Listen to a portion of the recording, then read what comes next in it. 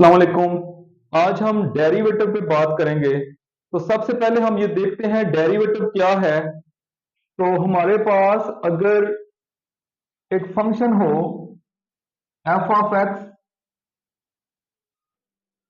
जिसे हम क्या कहते हैं कि ये y है, जो कि अगर हमारे पास है 2x प्लस 1, तो यहां पे जो x है ये हमारे पास है इंडिपेंडेंट वेरिएबल। इंडिपेंडेंट वेरिएबल और जो y है इसे हम कहते हैं dependent.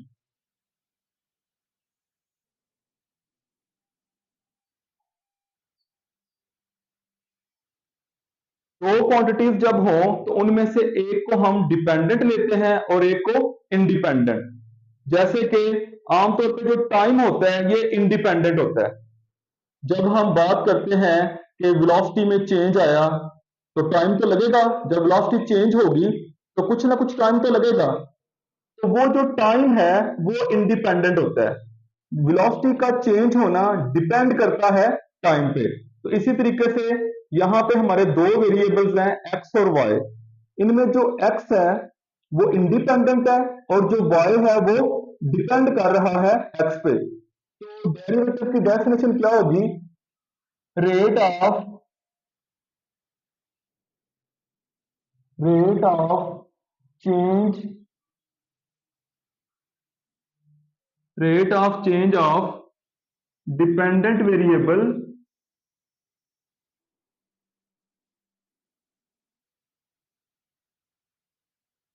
rate of change of dependent variable with respect to independent variable।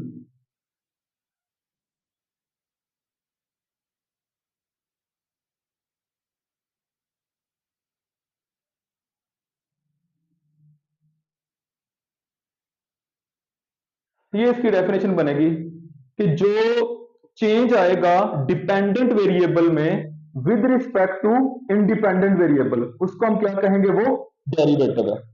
ठीक है। और वो जो चेंज है वो वेरी स्मॉल होगा। आप ये कह दें कि अप्रोचेस टू जीरो, इसे हम कह सकते हैं वेरी स्मॉल चेंज। अच्छा, इसकी मैं आपको एग्जांपल देता हूं। इसको ये भी कह सकते हैं the instantaneous rate of change of dependent variable with respect to independent variable. जैसे अगर हम बात करें एक्सेलरेशन या इंस्टेंटेनियस एक्सेलरेशन क्या होता था, तो वो हमारे पास था डेल्टा वी। एक्सेलरेशन क्या होता है? Change in velocity.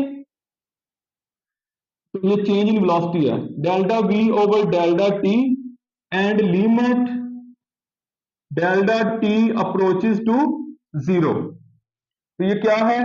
किसी खास लम्हे पे जो कि टाइम क्या अप्रोच कर रहा है? जीरो को अप्रोच कर रहा है। तो जो वेलोसिटी में चेंज आएगा उसको हम क्या कहेंगे? एक्सेलरेशन। तो हम ये भी कह सकते हैं कि चेंज इन वेलोसिटी या वेलोसिटी का जो डेरिवेटिव है वो क्या है? वो एक्सेलरेशन है। अब अगर इसको हम देखें तो हम ये कह सकते हैं कि चेंज इन वेलोसिटी क्या होती है? Final velocity V F minus initial velocity. Change कैसे फाइंड करते हैं? Final minus initial over delta T. T यहां पे क्या है? टी है इंडिपेंडेंट वेरिएबल। और वो जो डेल्टा टी है वो किसको अप्रोच करेगा? वो डेल्टा टी अप्रोच करेगा जीरो को। तो ये क्या बन जाएगा? ये वेलोसिटी का डेरिवेटिव जो कि एक्सेलरेशन होगा। ठीक है। इस तरीके से हम कह सकते हैं कि डेरिवेटिव जो है उसकी बेसिक डेफिनेशन में उसके चार स्टेप हैं। वो कौन से स्टेप है? नंबर वन, अगर आपके पास एक फंक्शन है एफ ऑफ एक्स, तो पहला स्टेप ये होगा कि ये फंक्शन चेंज होगा, इसमें स्मॉल चेंज आएगा। तो वो स्मॉल चेंज क्या आएगा? एक्स इसका इंडिपेंडेंट वेरिएबल है, तो वो उसमें एक स्मॉल चेंज जिसको हम ऐड कर देंगे डेल्टा एक्स। ये फर्स्ट स्टेप है कि जो फंक्शन है उसके अंदर स्मॉल चेंज, यहां पे डेल्टा एक्स इसको शो कर रहा है स्मॉल चेंज को। इसको हम बोलते हैं फंक्शन का इंक्रीमेंट। सेकंड स्टेप क्या होगा? सेकंड स्टेप ये होगा कि इनको सब्ट्रैक्ट करेंगे। सब्ट्रैक्ट कैसे करेंगे? ये देखिए, फाइनल माइनस इनिशियल, तो x प्लस डेल्टा एक्स, ये फाइनल हो गया, final function minus initial function F of x.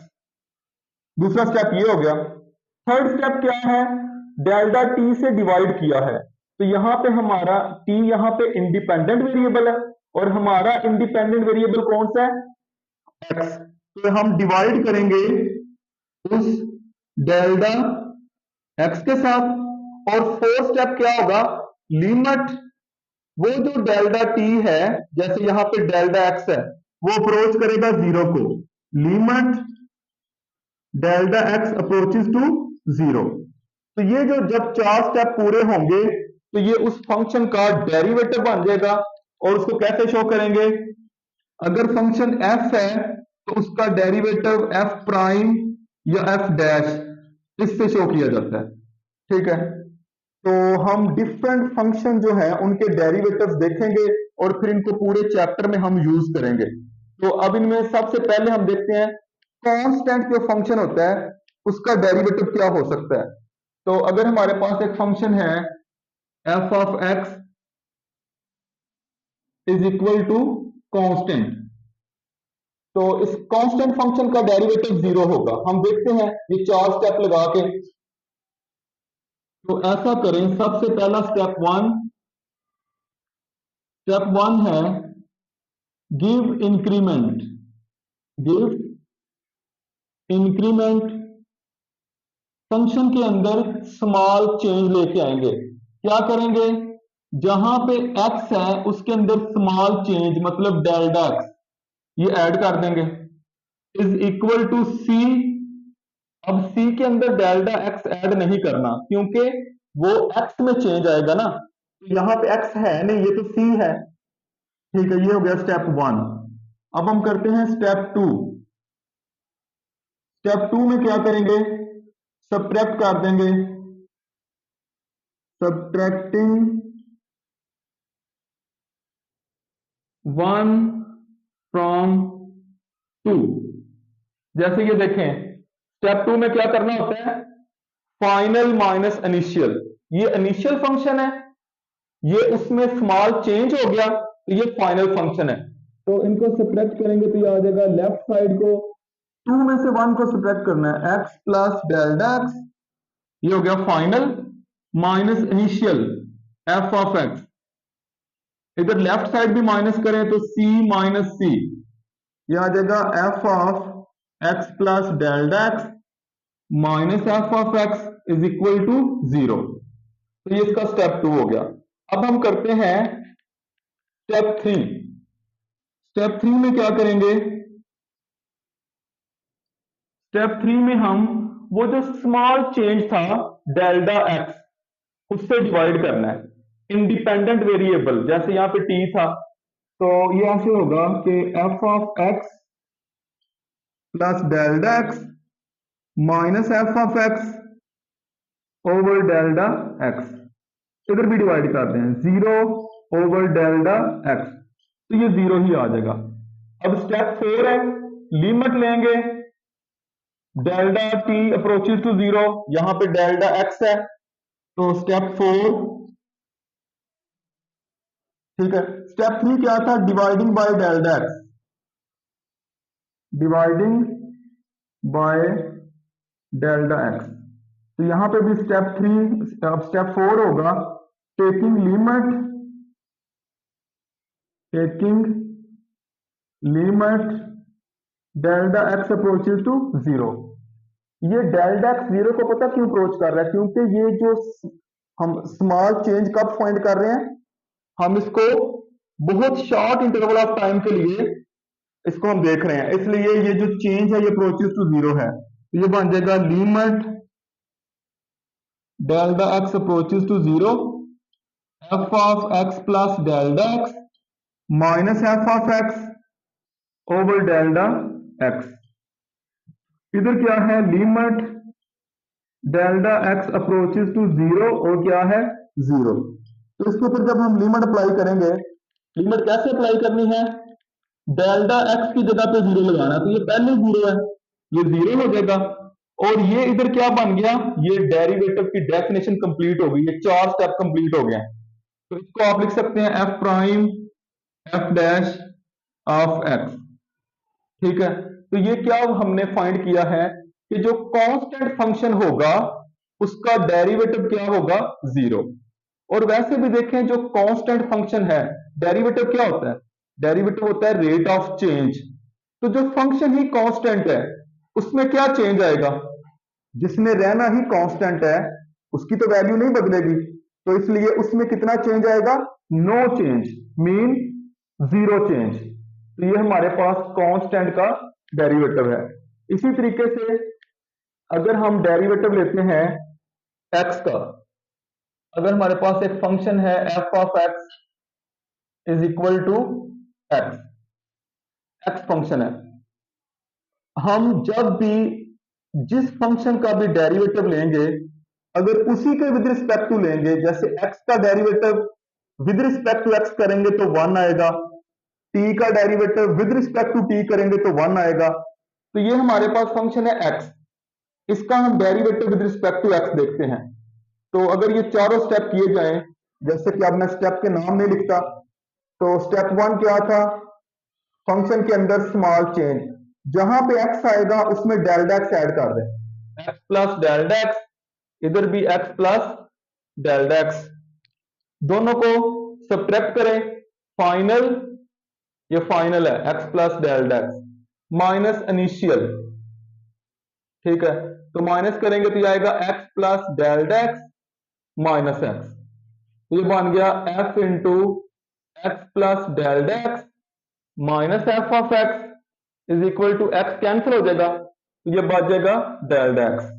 Step 3 करेंगे, स्टेप 3 में क्या करेंगे, डेल्टा x से डिवाइड करेंगे, तो ये दोनों तरफ डेल्टा x से डिवाइड कर देते हैं, x plus delta x minus f of x over delta x is equal to delta x over x, delta x से डिवाइड कर दिया तो ये आ जाएगा f of x plus delta x minus f of x over delta x, और ये आ जाएगा कैंसिल होके 1।